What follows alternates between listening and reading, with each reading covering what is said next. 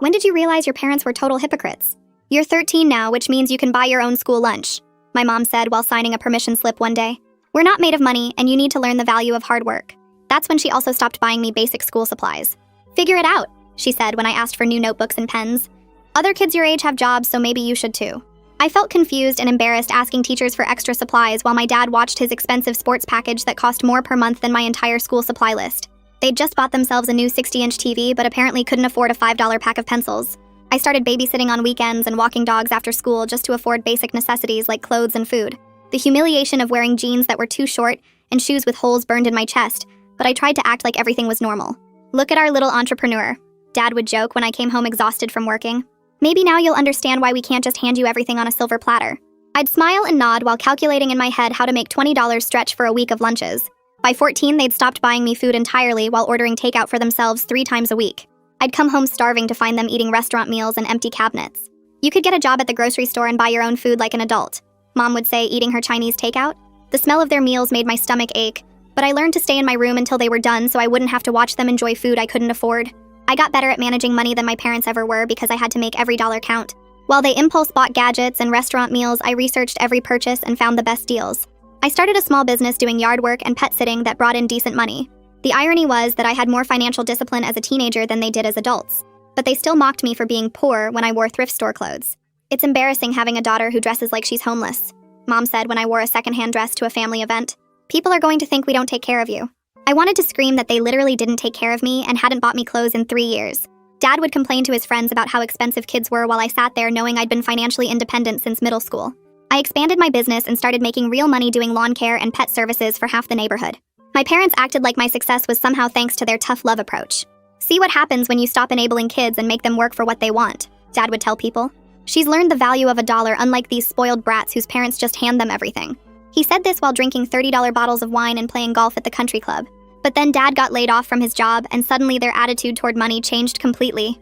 We're going through a rough patch financially, Mom explained while asking if I could loan them money for groceries. Just until your father finds something new. I watched them panic about missing one mortgage payment while I'd been budgeting down to the penny for years. They had no savings despite making good money because they'd spent every dollar on wants instead of needs. You've got all that money just sitting in your account, Dad said when I refused to give them cash. Family helps family during hard times. I reminded him that family was supposed to help family when I was 13, and eating peanut butter for dinner every night. That was different because we were teaching you responsibility, Mom said like that made any sense. This is a real emergency. They kept asking for money every few days and getting angrier when I said no. You're being selfish and ungrateful after everything we've done for you, Dad said during one of his begging sessions. We could have kicked you out years ago, but we let you live here for free. I pointed out that letting your minor child live in your house was the legal minimum requirement for parents. Don't get smart with us when we're asking for help, Mom snapped back. I was counting my savings and planning to move out for college when both my parents cornered me in the kitchen with serious expressions. We've been talking, and we think it's time for you to start contributing to household expenses, Mom said while Dad nodded behind her. You're 15 now and you make good money, so it's only fair that you pay rent. Dad stepped closer with a contract in his hands. $500 a month plus utilities, or you can find somewhere else to live. I stare at the contract Dad's holding, and my mind goes completely blank for a second. The paper has official-looking headers and lines for signatures. $500 a month plus utilities means I'd be paying nearly everything I earn, leaving almost nothing for food or emergencies. I did the math in my head fast. Between my lawn care business and the pet sitting, I bring in about $600 on a good month. Utilities in this house run at least another $150 during summer when they blast the air conditioning. That would leave me $50 for everything else. Food, clothes, school supplies, gas for the mower, everything. My parents are watching me like they expect me to just sign. Mom has her arms crossed and Dad's holding out a pen. I tell them I need time to think about it and retreat to my room before they can argue. Dad calls after me about being dramatic, but I close my door and lock it. My hands shake as I pull out my budget notebook and run the numbers, confirming what I already know. This would destroy everything I've built. I've been so careful with every dollar for 3 years. I have $2,000 saved up for emergencies and college application fees. If I paid them rent, that savings would be gone in 4 months, and I'd have nothing left over for the basics they stopped providing. I write out different scenarios, but they all end the same way. There's no version where this works without me going hungry or losing my business equipment. The notebook pages blur a little because my eyes are watering, but I'm not crying. I'm just mad and scared and trying to figure out what to do. That night, I lie awake researching on my phone whether parents can legally charge their minor child rent. The answers are confusing and vary by state, but most sources say parents have a duty to provide basic support until 18. Some forums have people saying their parents charged them rent as teenagers and it was fine. Others say it's neglect if the parents aren't providing food and necessities. I find a legal aid website that says parents have to give kids shelter, food, clothing, medical care, and education. Charging rent might be okay if they're still providing all that other stuff. But my parents haven't bought me food in over a year. They haven't bought me clothes since I was 12. I screenshot everything that seems relevant and save it in a folder on my phone. Around 2 in the morning, I finally fall asleep with my phone still in my hand. When my alarm goes off, I feel exhausted and my eyes hurt from reading tiny text for hours. The next morning, I tell my parents I'm not signing anything until I talk to someone at the school about it. We're in the kitchen and they're eating breakfast they bought for themselves. Dad's face turns red and he starts yelling about disrespect. He says I'm being ungrateful and they have every right to charge me rent. Mom joins in saying I'm acting like a spoiled brat who thinks she's too good to help her own family. I stay calm even though my heart is pounding. I tell them I just want to make sure I understand everything before I sign a legal contract. Dad slams his coffee mug on the counter and coffee splashes everywhere. He starts toward me, but I grab my backpack and leave for school early. I hear him yelling behind me as I walk down the driveway, but I don't look back. My hands are shaking again as I unlock my bike. The ride to the school usually takes 15 minutes, but I do it in 10 because I'm pedaling so hard. I spend my morning classes barely paying attention, trying to figure out who I can trust with this. My math teacher is explaining something about equations, but I'm just staring at my notebook. In English, we're supposed to be doing group work, but I tell my group I don't feel good and sit by myself. The school counselor, Mr. Gilmore, has always been nice when I've seen her in the halls, so during lunch I walk to her office. The main office secretary asks if I have an appointment. I tell her it's kind of an emergency, and she looks at me for a second before picking up the phone. 5 minutes later, Mrs. Gilmore comes out and brings me into her office. She's probably in her 40s with gray hair, and she's wearing a cardigan even though it's warm. Her office has plants on the windowsill and motivational posters on the walls. Mrs. Gilmore listens to everything without interrupting, and when I finish, she looks genuinely concerned. I tell her about being 13 when they stopped buying lunch and supplies, about working since middle school to afford food and clothes, about them ordering takeout while I ate peanut butter, about the locked pantry and the contract Dad wants me to sign.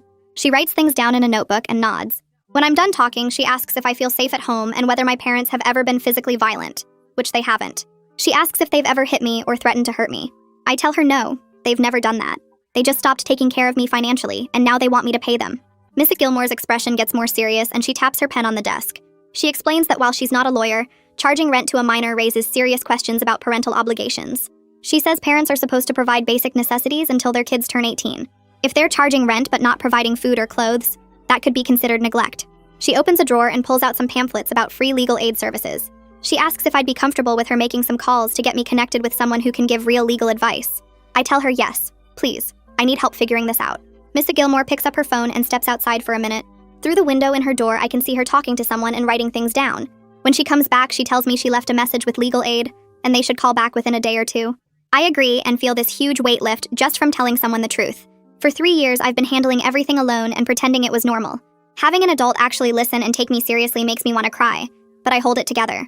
Mrs. Gilmore also helps me apply for free lunch right there in her office, which I should have done years ago but was too embarrassed. She pulls up the form on her computer and helps me fill it out. She says it's nothing to be ashamed of and lots of students use the program. The application asks about household income and family size. Mrs. Gilmore helps me explain that my parents don't provide food money even though they live in the house. She submits it electronically and says I should be approved within a few days. When I leave her office, I feel lighter than I have in months. Someone knows. Someone is helping. I'm not completely alone anymore. 2 days later, I meet with Boyd from Legal Aid, who explains that parents must provide food, shelter, and basic necessities to minor children. Mrs. Gilmore set up the meeting and drove me to the Legal Aid office downtown after school. Boyd is younger than I expected, maybe in his 30s, with glasses and a tie. His office is small with boxes of files stacked everywhere. He has me sit down and pulls out a yellow notepad. He asks me to start from the beginning and tell him everything. I go through the whole story again and he takes notes the entire time. When I get to the part about the rent contract, he stops writing and looks up. Charging rent could be considered neglect if it prevents them from meeting those obligations, he says. He explains that parents have a legal duty to support their minor children. They can't just decide to stop providing necessities and charge rent instead. Boyd asks detailed questions about what my parents do provide versus what I pay for myself. When I list everything, food, clothes, school supplies, toiletries, his expression gets more serious. He writes it all down in 2 columns labeled provided and not provided. The not provided column is way longer. He asks about their income and whether they're actually struggling financially or just choosing not to spend money on me. I tell him about the sports package and the golf membership and the restaurant meals, about how they had plenty of money until Dad got laid off a few months ago. Boyd nods and keeps writing. He asks if I have any proof of what I'm telling him. I show him the screenshots from my phone of their takeout orders piled up in the trash while my cabinets were empty. Photos of the locked pantry. My budget notebook showing every dollar I've earned and spent for 2 years. Boyd looks through everything carefully and his jaw gets tight. He closes the notebook and leans back in his chair. Boyd tells me this documentation is solid evidence and exactly what we need if things get worse. He explains that he can write a formal letter to my parents outlining their legal duties as parents of a minor child. The letter will cite specific state laws about providing food, shelter, clothing, and basic necessities. It won't force them to change their behavior, but it might make them realize they can't just kick me out or demand all my money. Boyd says the letter will be professional and factual, not threatening, but it will make clear that their actions could be considered neglect. He asks if I want him to send it, and I nod immediately. Having something official from a lawyer feels like protection I've never had before. Boyd prints out some information sheets about my rights and tells me to keep documenting everything. He also gives me his direct phone number in case things escalate quickly. The meeting ends with him promising to mail the letter within 2 days. That evening at home, I'm heating up ramen in the microwave when both my parents walk into the kitchen. They have that look on their faces again, the serious one that means they're about to corner me. Dad crosses his arms and asks if I've thought about the rent contract. I take a breath and tell them I talked to a lawyer at Legal Aid. Mom's face goes pale and Dad's jaw tightens. I explain that I learned parents have to provide basic necessities whether their kid pays rent or not. Dad's face turns red and he starts yelling about how I'm threatening them and trying to make them look like bad parents. His voice gets louder with each word and I can feel my heart pounding, but I keep my expression calm. Mom starts crying and saying I'm so ungrateful after they've kept a roof over my head for 15 years. She's doing that thing where she cries to make me feel guilty, but I've seen it too many times to fall for it anymore. Dad steps closer and says I'm tearing this family apart over money. I stay calm and repeat exactly what Boyd told me. I'm willing to help with chores around the house and contribute in reasonable ways, but I won't sign a contract that takes all my earnings. My voice stays steady even though my hands are shaking. I tell them I need my money for food and school supplies since they stopped providing those things years ago. Dad opens his mouth to yell again, but I just turn and walk toward my room. They're both shouting behind me about disrespect and ingratitude, but I keep walking. I hear them storm off to their bedroom and slam the door so hard the whole house shakes.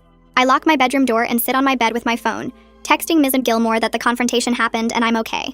She texts back immediately asking if I feel safe, and I tell her yes, just shaken up. The house stays silent for the rest of the night. The next week drags by with my parents barely speaking to me. Then one afternoon, I'm at the school when Boyd's letter arrives via certified mail. I know because when I get home that evening, the whole house feels different. The air is thick and tense, and my parents are sitting at the kitchen table with papers spread out in front of them. They don't look at me when I walk in. They don't say anything. I grab a snack from the limited supplies I can reach and go straight to my room. The silence is worse than yelling somehow. At dinner time, which I usually skip anyway, I hear them talking in low, angry voices, but I can't make out the words. This goes on for days with them treating me like I'm invisible, while also watching my every move. Mrs. Gilmore starts checking in with me every single day during lunch period. She pulls me into her office and we work on setting up a realistic schedule that balances school, work, and study time. My grades have been dropping because I'm too exhausted and stressed to focus on homework.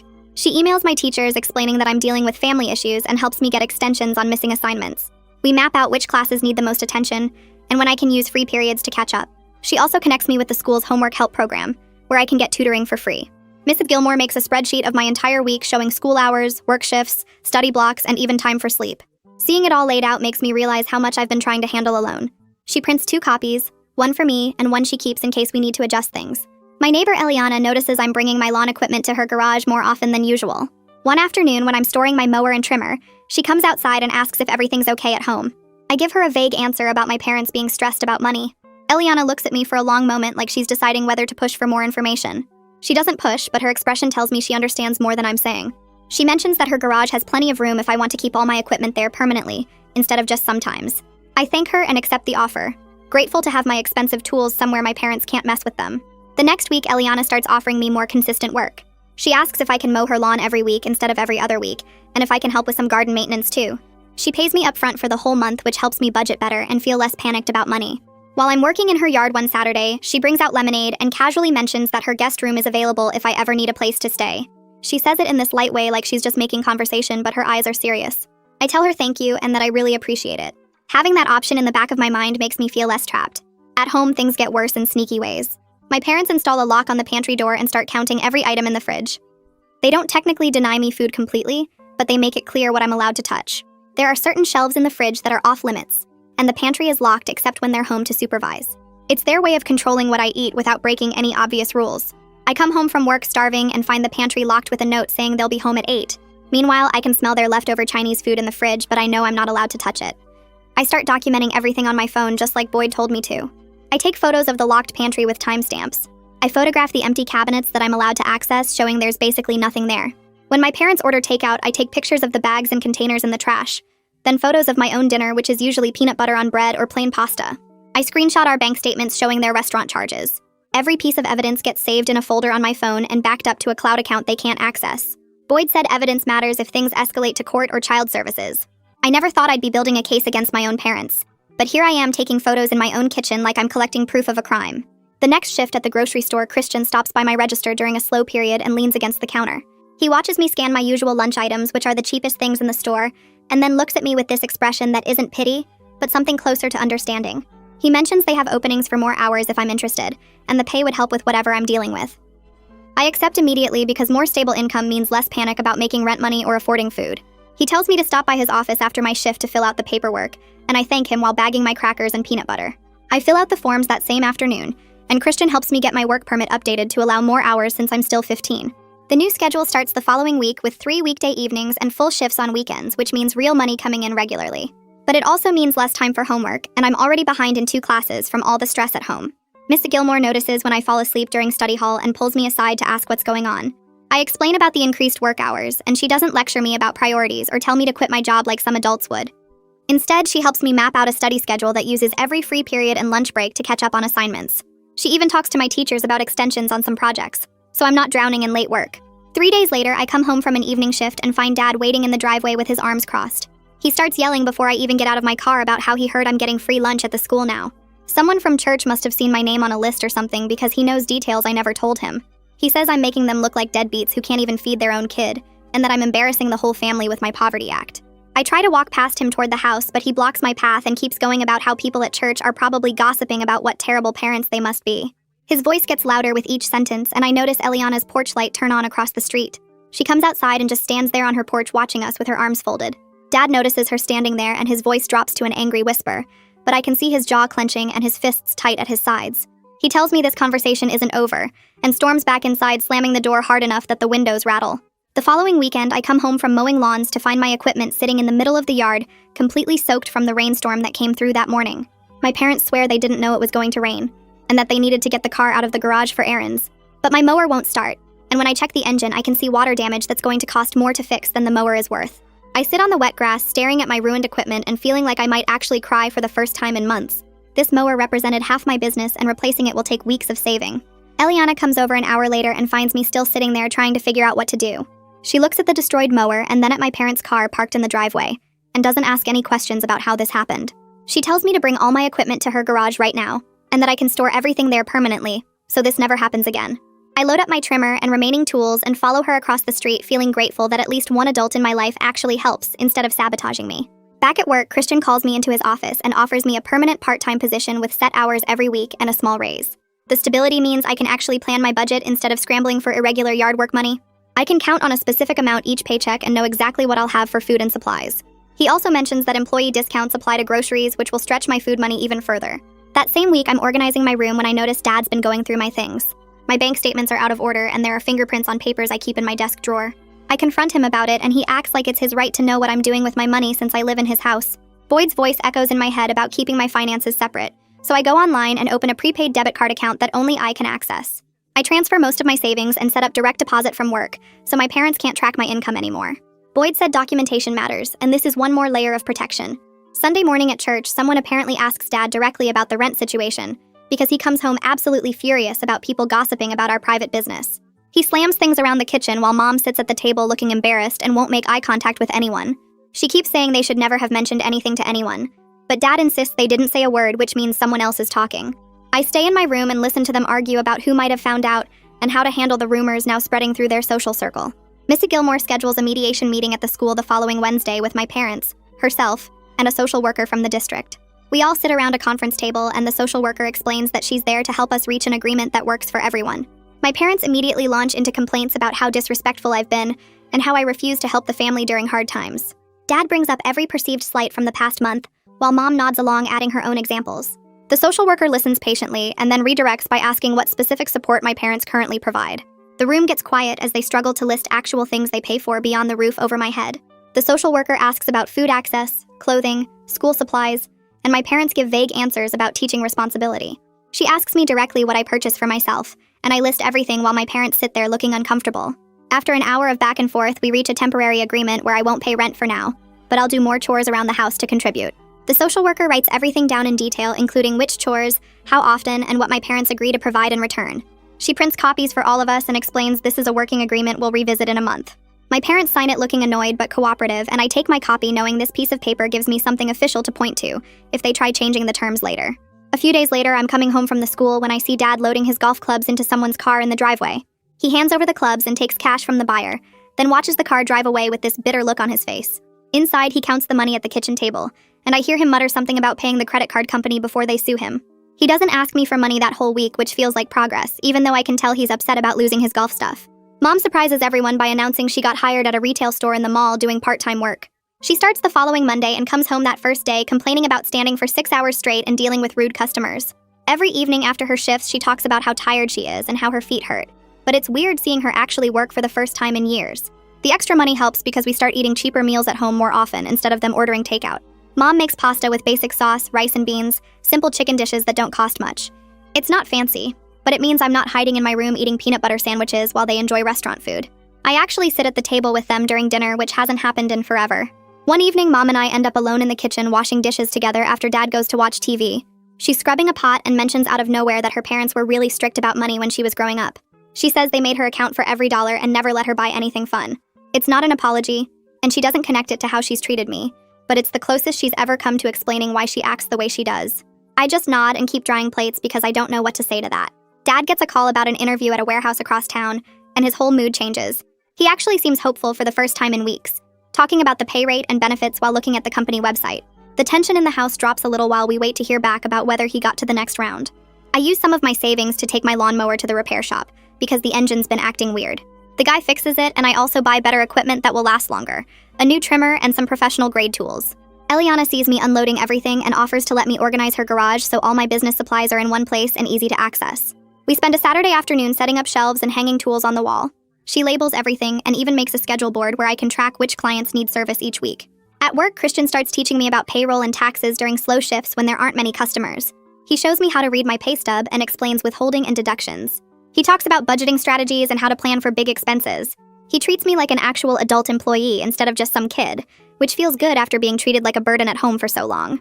Boyd calls to check in and asks how things are going with my parents. I tell him about the mediation agreement, and he says we should create a safety plan just in case they try to kick me out anyway. He has me write down Eliana's number, Ms. R. Gilmore's cell phone, and the address of a youth shelter downtown. He explains exactly what to do if I come home and the locks are changed or my stuff is gone. Knowing I have a plan makes me feel less scared about what might happen.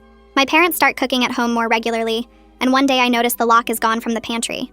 Mom actually asks if I want anything special from the grocery store next time she goes, which is so weird I almost don't believe it's happening. She writes down that I like the wheat bread and a certain brand of peanut butter. It feels strange but good to have normal food access like a regular kid. Then I'm walking past the kitchen counter and see the cable bill sitting there with the payment amount circled. I pick it up and notice they've reactivated the sports package that Dad canceled a few weeks ago. All that progress with selling the golf clubs and cutting expenses, and they're already slipping back into their old spending patterns. The bill is almost $60 higher than it was, and they haven't even mentioned it to me. I put the paper back down and walk to my room feeling that familiar frustration building in my chest. They can't help themselves even when they're supposed to be learning to manage money better. 2 days later, I'm doing homework in my room when I hear raised voices from the kitchen. Dad's yelling about the bank sending an overdraft notice, and Mom's voice gets louder saying she didn't know the account was that low. I crack my door open and hear Dad accusing her of spending too much at Target while she fires back about his bar tab from last weekend. They go back and forth listing every purchase the other person made, neither one taking responsibility for their own spending. The argument lasts almost an hour before they both storm off to separate rooms, and I realize they learned absolutely nothing from the past few weeks. The next morning, Dad corners me before school and starts talking about how the household bills keep climbing. He says I need to start contributing something because the expenses are too high for just the two of them to handle. I pull out my phone and show him the photo I took of our written agreement from the mediation meeting, the one that says no rent until I'm 18. He gets red in the face, but I stay calm and tell him I'm not discussing it further because we already agreed on terms. He mutters something about ungrateful kids and walks away, but I can tell he's planning something else. That evening, Mom catches me in the hallway with this fake, cheerful expression and starts explaining a new system she thought of. She says instead of calling it rent, we could do chore credits where I earn points for household tasks, and those points count toward covering expenses. I stare at her for a second before saying that sounds exactly like rent with extra steps, and the answer is still no. Her smile drops and she huffs off to complain to Dad about how difficult I'm being. I go to my room and text Boyd about what just happened, and he responds within minutes saying I should start documenting everything in detail. I open a new note on my phone and begin writing down what food is currently in the cabinets, what time my parents ordered pizza for dinner, while I ate cereal, and I take photos of the bills they left on the counter showing their spending patterns.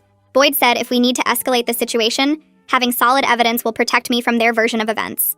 I make entries every day noting when they buy takeout, when the pantry has food I can access, and any comments they make about money or my supposed obligations. The documentation makes me feel less powerless because at least I'm building a record of what's actually happening versus what they claim. 3 days later, I'm at the school when Mr. Gilmore calls me to her office and shows me an email she's drafting to my parents. The message is professional and polite, but the warning is crystal clear, stating that if the agreed terms from our mediation are violated in any way, she'll be required to file a formal report with Child Welfare Services. She asks if I'm okay with her sending it, and I nod, yes, knowing my parents will be furious, but also knowing they need this boundary enforced by someone with authority. She hits send while I'm sitting there, and I watch the email disappear into the void, heading toward my parents' inbox where it will definitely cause an explosion. That Saturday, I'm working my shift at the grocery store, restocking shelves in the cereal aisle, when I see Dad walk through the front doors. My stomach drops because he's not here to shop based on the angry expression on his face and the way he's scanning the store looking for me. He spots me and walks straight over, his voice getting loud as he starts going off about how I'm making them look like terrible parents and turning everyone against them. Customers are stopping to stare, and I feel my face burning with embarrassment as he keeps ranting about ingratitude and disrespect. Christian appears from the back room and walks up calmly, positioning himself slightly between me and Dad. He tells my father in this firm but polite voice that he needs to leave the store, and Dad starts arguing that he has a right to talk to his own daughter. Christian doesn't back down, just repeats that he needs to leave now, or Christian will call the police for causing a disturbance. Dad looks like he wants to argue more, but something in Christian's expression makes him turn around and storm out, shoving the door open hard enough that it bangs against the wall. I'm shaking so badly I have to sit down on a step stool, and both Christian and Ariana come over to check on me. Christian says I did nothing wrong and they have my back completely, while Ariana pulls out the incident report form and starts writing down everything that happened with times and details. She tells me in this matter-of-fact way that if Dad comes back to the store, they won't hesitate to call the police for trespassing, and knowing they're serious about protecting me makes me feel safer than I have in months. After my shift, I go straight to Mr. Gilmore's house since she gave me her address for emergencies, and I tell her everything about the store incident. Her expression gets more concerned as I talk, and when I finish, she says she needs to file that report with Child Welfare now, because my dad showing up at my workplace to confront me crosses a serious line. The next day, a woman named Kathleen calls my cell phone and introduces herself as a caseworker, explaining she needs to schedule a home visit to assess the situation. My whole body feels cold and relieved at the same time, because I wanted help, but I'm also scared about what happens next and whether this will make everything worse. Kathleen schedules the visit for Thursday afternoon and says she'll need to speak with me privately, inspect the house, and review some financial information with my parents.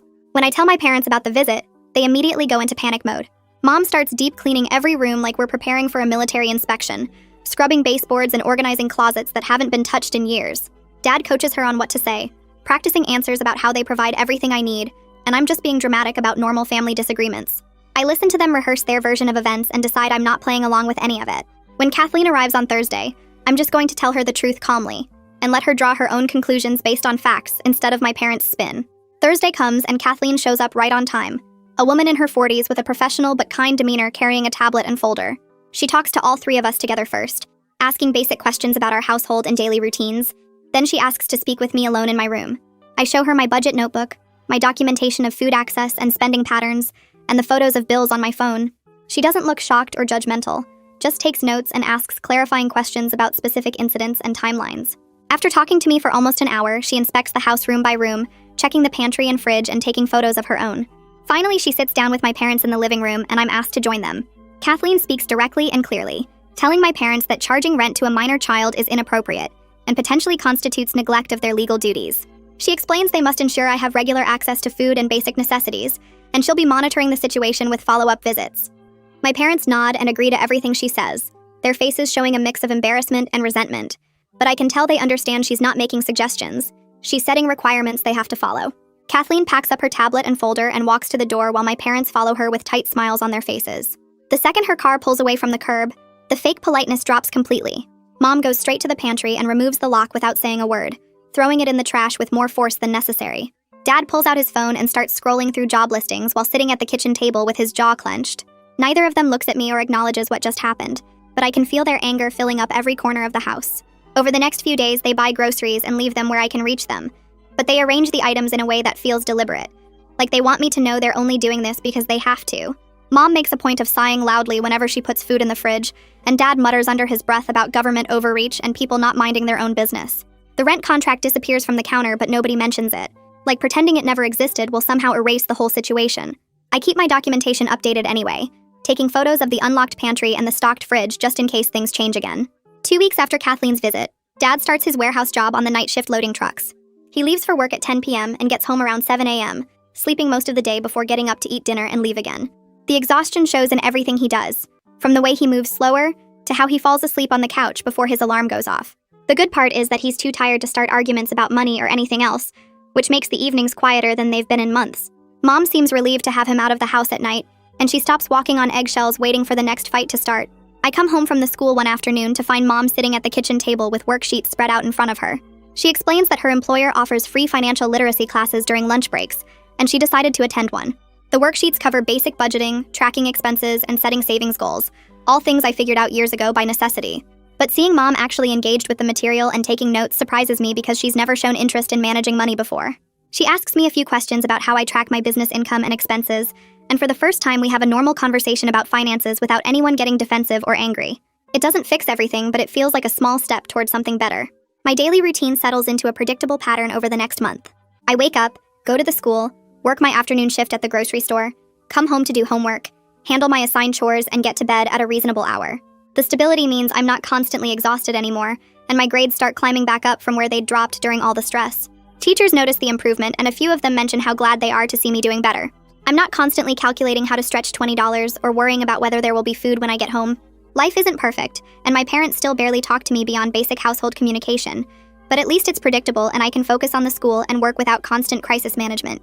One Saturday morning, Eliana texts me asking if I want to spend the weekend at her house just to relax and decompress. She says her husband is visiting his sister and she'd enjoy the company. Plus, she knows things have been tense at my house. I ask my parents and expect them to make a big deal out of it.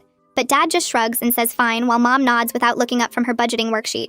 I pack a bag and walk over to Eliana's house that afternoon, feeling lighter with each step away from my own front door.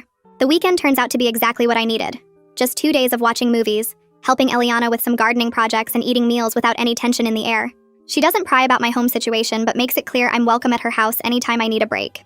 Sunday evening, I head back home feeling completely recharged and ready to handle whatever comes next. 3 weeks later, Kathleen shows up for her follow-up visit and sits down with all three of us in the living room. She reviews her notes from the first visit and asks specific questions about food access, my school performance, and household expenses. My parents answer politely and show her the unlocked pantry, the stocked fridge, and Mom's budget worksheets.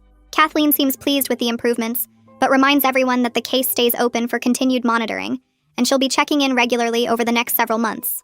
After she leaves, my parents go back to their quiet resentment, but they don't change anything back, apparently understanding that Kathleen wasn't making suggestions. I meet with Mrs. Gilmore during lunch one day to talk about my plans for junior and senior year. She mentions a dual enrollment program that lets high school students take college classes at the community college, earning both high school and college credit at the same time. The program covers tuition, and there are scholarships available for books and transportation. Mrs. Gilmore helps me fill out the application right there in her office, and writes a strong recommendation letter highlighting my work ethic and academic improvement. I submit everything before the deadline and try not to get my hopes up too much, but the idea of getting a head start on college while still in high school feels like exactly the kind of opportunity I need. About a week after I submit the application, Mom approaches me in the kitchen and asks if I could loan them some money to cover an unexpected car repair. Dad stands behind her nodding, and they both have that familiar desperate look I remember from when Dad first lost his job. I tell them I can write up a formal loan agreement with the amount, interest rate, and repayment schedule, so we're all clear on the terms. I pull out my laptop and start typing up a simple contract while they watch. Their expressions shift from hopeful to uncomfortable, and Dad finally says, "Never mind, they'll figure something else out." They walk away, and I save the blank loan agreement template for next time, knowing that having everything in writing protects both them and me. The following weekend, I notice the big TV is gone from the living room. Mom explains that they sold it to help pay down their credit card debt, and Dad canceled the expensive sports package permanently. The living room looks empty without the huge screen, and I can tell they both hate having made these changes. But it's real progress toward getting their finances under control, even if they clearly resent every step. Dad complains about missing his games, and Mom mentions several times how small the old TV in their bedroom looks compared to what they had. I don't point out that these are the kinds of sacrifices I've been making since I was 13, because that would just start another fight. 2 months after submitting my application, I get an email saying I've been accepted into the dual enrollment program, with a full scholarship covering books and transportation costs. Starting next fall, I'll spend my mornings taking college classes at the community college, and my afternoons finishing high school requirements. The acceptance letter includes information about course selection and orientation dates. I print it out and show my parents, hoping they'll be proud, or at least acknowledge it as an achievement. Dad glances at it and says that's good, while Mom nods and mentions it will save them money on college later. Their reactions sting a little because this is a big deal, and I worked hard to make it happen, but I'm learning not to expect validation from them. A week later, we all sit down at the kitchen table with a printed document that lists everything in clear terms. No rent until I turn 18. My chores include taking out trash on Tuesdays and Thursdays, doing my own laundry, and helping with dinner dishes 3 nights a week. Food access means the pantry and fridge stay unlocked, and I can eat what's available without asking permission. My work income belongs to me, and I'm not expected to contribute to household bills. Mom reads through it twice, and Dad shifts in his chair looking uncomfortable, but he doesn't argue. We all sign at the bottom, and I take a picture with my phone before Mom drives me to the school to give the original to Ms. Gilmore for her files. Mrs. Gilmore looks it over and nods, filing it away in a folder with my name on it. She tells me to contact her immediately if anything changes, or if my parents try to modify the terms without agreement. The next Thursday, we have dinner together at the regular time with baked chicken and rice that Mom made using groceries from the store. Dad talks about a problem at the warehouse with a forklift that broke down. Mom mentions a difficult customer at her retail job who wanted to return something without a receipt. I tell them about a quiz I did well on in history class, and a new client who wants weekly lawn service starting in spring. Nobody yells or brings up money or makes cutting remarks about my clothes or food. It's not warm, and we're not laughing or sharing deep thoughts, but we're sitting together eating a meal and talking about normal everyday things without tension crackling in the air. After dinner, I help load the dishwasher like the agreement says, and then go to my room to finish homework. Looking ahead, I feel something I haven't felt in years, which is cautious hope about my situation. I have adults watching out for me now with Miss Gilmore checking in weekly, and Kathleen doing monthly home visits. I have a clear path to college through the dual enrollment program that starts next fall. My parents are managing money better with someone holding them accountable, even if they still resent the oversight. I've learned I can stand up for myself when necessary, and that asking for help isn't the same as being weak or helpless. Things aren't perfect and probably never will be with my parents, but I'm building a future that doesn't depend on them staying consistent or suddenly becoming different people. That feels like the best outcome I could realistically achieve given where we started. That's it for today's story. Thanks for being here. It really means a lot that you'd spend a few minutes with me. I hope it brought a little warmth or peace to your day. Subscribe if you'd like to share more stories like this together.